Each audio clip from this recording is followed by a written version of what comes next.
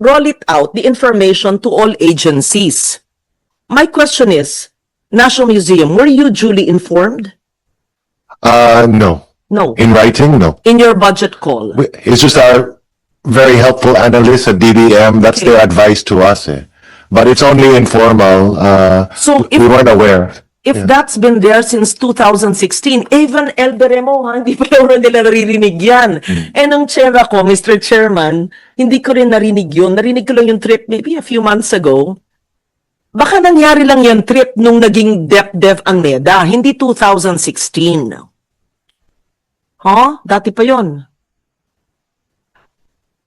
Ang tanong ko, lahat ba ng infrastruktura ng ating pamahalaan na ina-approve ngayon dumaan sa DepDev na may trip? Kung wala, ibig sabihin mali yung pagkalagay sa NEP kasi walang trip. Kasi kung National Museum na maliit, hindi binibigyan dahil ito yung dahilan, di lahat na lang na walang trip ay hindi dapat na sa NEP. That's a question I pose in this body now. Not necessarily, I don't necessarily have an answer. Okay. Not blaming DBM. I'm just shocked that, surprised. Kasi even some LB Remo did not realize that that is the requirement. Kailan pa naging requirement sa DBM?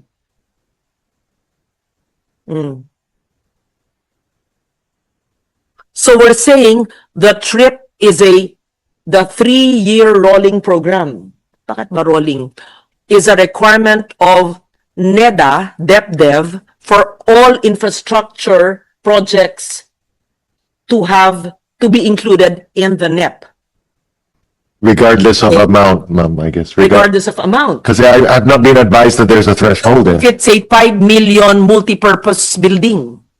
Okay, so lahat dadaan sa NEDA. Wow, okay. Yeah. So, DBM does not give, better be sure I'll ask Sekmina, does not provide a NEP in the budget call for any infrastructure of any department if there's no trip, if you don't go through NEDA. I'm not sure that's accurate, Not sure that's accurate. So, I am told sometimes, I hope DBM is not being selective. I hope you don't ignore the trip when it's convenient, because a trip must be linked with the NEP because NEDA reviews the alignment with the PDP. So, I hope what you're saying is accurate, and I hope that you are doing it across the board, not selective. You're sure? You're certain? Yes, Madam Chair. And also po, it's unfortunate din po na hindi complete yung requirements ng NMP for the submission po for the infra kasi po, it doesn't prove na implementation ready na po yung kanilang document. With you, that funds that should be included in the NEP are implementation ready. I agree with you 100%. But I'm not certain that is accurate, that everything should go through NEDA for a trip. Even a 5 million multi-purpose building. I'm not sure that's accurate. We have to clarify that, LBRMO. Ibig sabihin lahat ng NEP na infrastructure ay dumaan sa NEDA at may trip. Tama. Check natin kung totoo yun. Sige, anyway, so wala kayo ng capital outlay.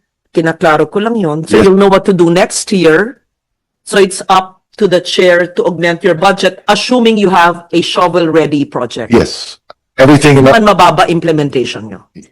Yes. Jeremy, I suggest explore complying with the trip if it's really the requirement. No, absolutely. For this budget cycle, it's not going to affect the next whether we will include amendments or not, but just as a practice, why don't you just do it already? All right. And then if it's, I'm sure it's just a tabletop compliance, submit to us a copy as well. Okay. Yeah. I will, sir. All right. And it's great to hear from you, Sec Fatima, that DepEd is also going into this. So I think you would expect us to all harmonize. So, yeah.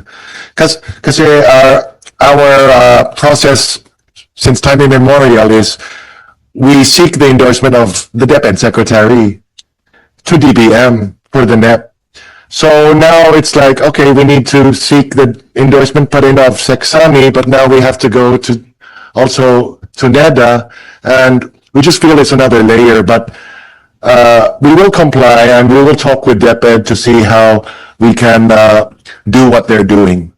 Yeah. Well, this is a requirement by DBM, and we'll request from DBM also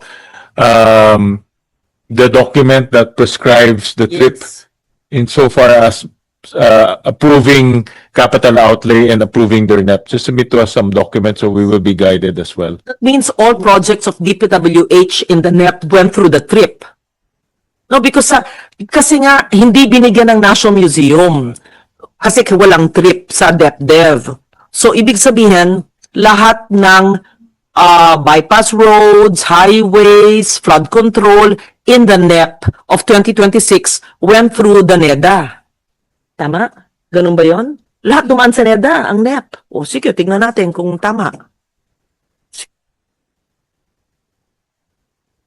Mamo, si Kat just provided me with documents. This is a Department of Budget and Management National Economic Development Authority Joint Circular 2024-02. 2024, hindi 2016, bago lang. And then it says here that trip shall be submitted by NEDA to the DBM upon approval confirmation of the Infracom. So I guess the trip will be given to NEDA, tama ba? And then it will be given to the DBM. No. 2024 yan. Oo. Ginawa nilang mandatory. I think that Bali, the yung concept NEDA was there but not evaluate and endorse po sa DBM. Except po yung mga classrooms because they are population-based. So, they can be exempted po sa trip classrooms. Po, ma'am, if I may chime in, it would be, easier for NMP to submit and comply with the trip kasi some of the wish list po nila, phase 2 na. So, may phase 1 na. So, ibig sabihin, shovel ready na yun kasi nag-phase 1 na sila. Opo.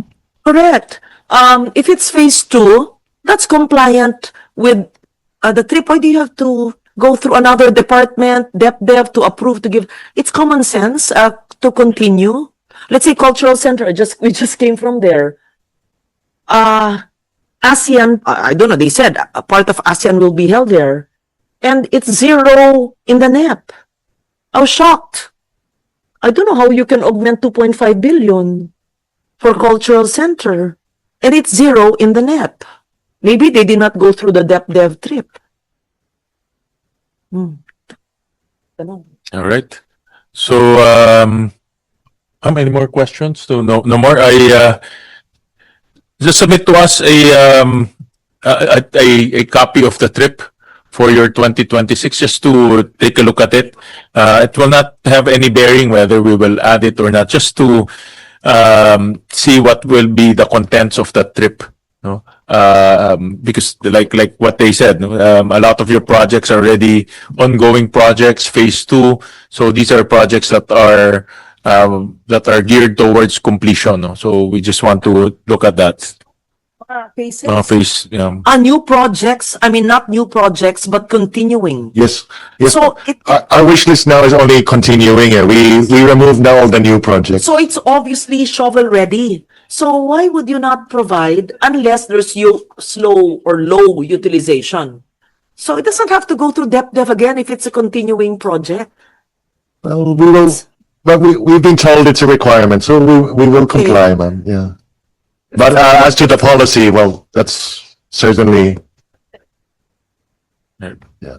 Thank you. Thank you, Senator. So we will submit to you on the COA issues and our plans for resolving them and then the trip information. Okay, right. Thank you. Okay. With that, I don't have any more questions. So, not yet. Birthday niya, so nawala siya. Birthday niya. Baka may date pa may birthday date pa. Thank There you, being no further questions, the budget of the National Museum of the Philippines is now deemed submitted for plenary's consideration, subject to the discussion and the submission of documents requested. So, Yes. thank you.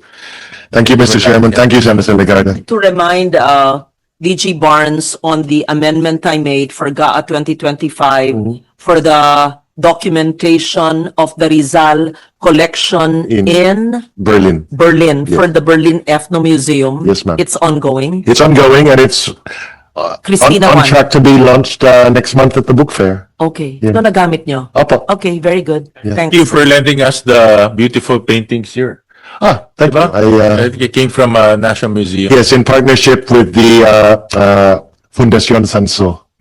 Thank you. Yeah. Thank you for that. Thank you, sir. All right. So the next will be MBDB, and you may be excused, Jeremy. It's your birthday, so.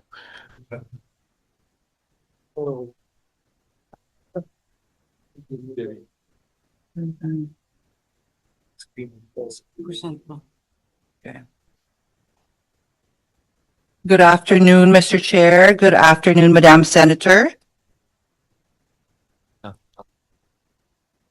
Yes, go ahead. Go ahead. Okay, I will present NBTB. The file that you have, I had consolidated the PowerPoint a little bit, so it's a little bit different from the file that you have. So I will start. So the NBDB, we are the agency in charge of the Philippine book publishing sector. So we work with trade book and textbook industry. And our stakeholders, of course, are consumers, our readers. We work with publishers, we work with creatives, we work with government agencies and organizations to for capacity building, research, and procurement. What is the role of NBDB in the book value chain? So we work with the entire life cycle. We make sure that there is access and readership through our programs such as the Book Nook, book fairs, readership and development grants. We work with marketing and distribution and ensuring that there is access to these books. We work in development, manuscript writing, and publishing as well. What is the, in terms of the focus of NBDB, for the domestic market, our goal is to educate and provide more market access points for our books. And for the international market, we work on content and books as an export product because that is something that isn't fully realized yet. Yes, in terms of our universe, what we do as NBDB in order for us to capture our stakeholders, we do a registration program. From 2020, we only had about 500 registered, and now we have 3,683 stakeholders. So who does that comprise? That comprises our creatives, which is our editors, our illustrators, our authors. It includes all of the companies that are included in the book publishing value chain, which is all of your publishers, your printers, your distributors, and others as well, such as literary educators, librarians, subject matter experts, and the like. So it has grown in the last few years.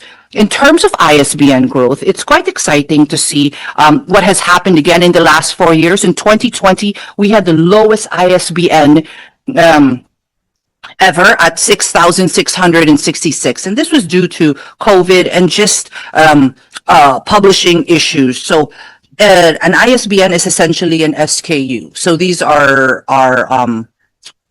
individual products. So the books that we actually produce.